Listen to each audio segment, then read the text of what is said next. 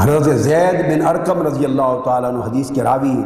وہ فرماتے ہیں کہ آقا علیہ الصلوۃ والسلام قام رسول اللہ صلی اللہ علیہ وسلم یوماً فینا خطیبا، فرمایا مکہ اور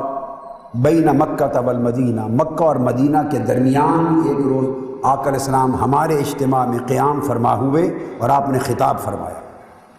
اور خطاب فرماتے ہوئے آقا علیہ السلام نے ہم سب جماعت صحابہ کو منبر پہ کھڑے ہو کے اپنے خطاب میں فرمایا، یہ امام مسلم روایت کر رہے ہیں، فرمایا انا تارک فیکم ثقلین، اپنی امت کو فرمایا، اور صحابہ کرام آقا علیہ السلام کے مخاطب تھے، فرمایا میں تم میں دو بھاری چیزیں، دو نعمتیں، دو بہت بڑی برکت والی، بھاری وزن والی، ایمانی وزن والی چیزیں تم میں چھوڑے جا رہا ہوں، دو دولتیں چھوڑے جا رہا ہوں، دو عظیم ذخیرے چھوڑے جا رہا ہوں ایمان کے، فرمایا اولہما کتاب اللہ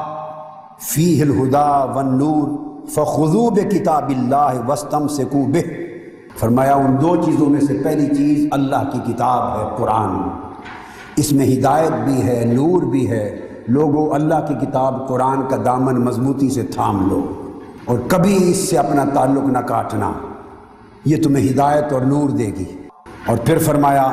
دوسری چیز جو قرآن کے ساتھ چھوڑے جا رہا ہوں امت کے لیے، فرمایا اہل بیتی، یہ امام مسلم کی روایت ہے، صحیح مسلم کی، میری اہل بیت، اذکرکم اللہ فی اہل بیتی، اب آقا علیہ السلام 3 بار ریپیٹ کر رہے ہیں، اذکرکم اللہ فی اہل بیتی، اذکرکم اللہ فی اہل بیتی، اذکرکم اللہ فی اہل بیتی، یہ حدیث کے لفظ ہیں۔ سوال پیدا ہوتا ہے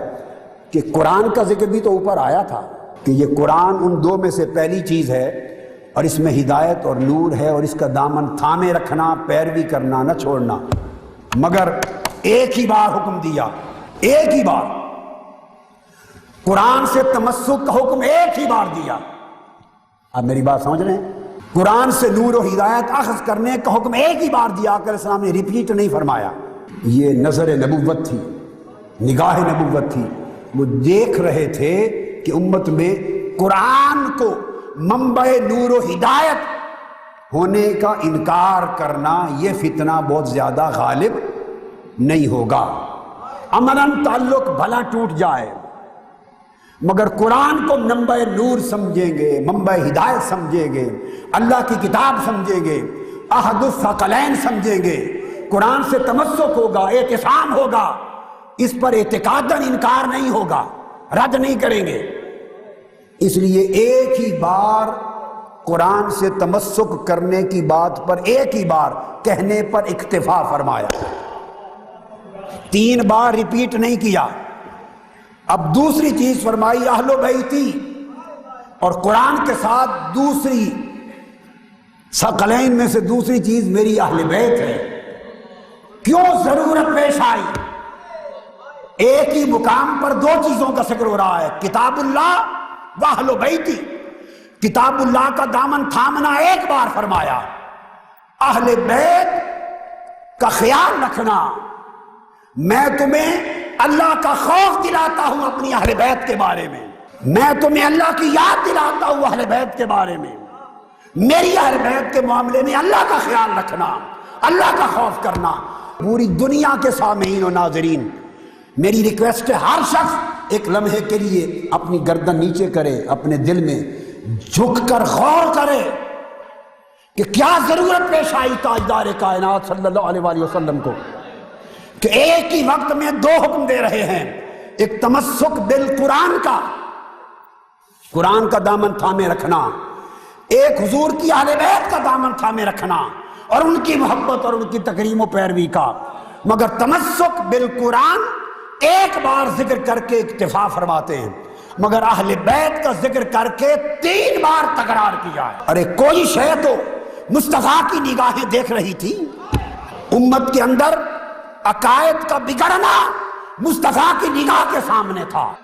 یہ خارجی اثرات، یہ اہل بیت کی محبت کا دلوں سے نکالا جانا، محبت اہل بیت سے اور عزت و حرمت اہل بیت سے دلوں کو کاٹا جانا، اور اس کو طرح طرح کے عنوان اور ٹائٹل دے کر حضور کے غلاموں اور حضور کی امتیوں کے دلوں سے اس محبت کو نکالنا، اس فتنے کو چشمان مصطفیٰ دیکھ رہی تھی اور قیامت تک دیکھ رہی تھی کہ یہ فتنہ ہوگا۔ اس لیے اس فتنے کو جڑ سے کاٹنے کے لیے اور اس کے سدے باب کے لیے جب اہل بیت کی بات کی تو 3 بار امت کو حیا دلوایا، اللہ کا نام لے کر، اللہ کا نام لے کر، اللہ کا نام لے کر، اللہ کے لیے میری اہل بیت کا خیال کرنا، اللہ کے لیے میری اہل بیت کا خیال کرنا، اللہ کے لیے میری اہل بیت کا خیال کرنا۔ ارے چشم تصور میں ذرا وہ منظر تو لے آؤ، جب 1000 صحابہ کا اجتماع ہے اور آقا ممبر پہ کھڑے ہیں اور اللہ کا واسطہ دے کر اپنی اہل بیت کی محبت کا سبق سکھا رہے ہیں۔ ارے لوگوں، خدا کے واسطے کا بھی حیا نہ رہا۔ آج محبت اہل بیت کو تانا دینا اور اس کو شیعیت بنا دینا، اس کو اہل تشیع کے کھاتے میں ڈال دینا اور سنیت سے خارج کر دینا۔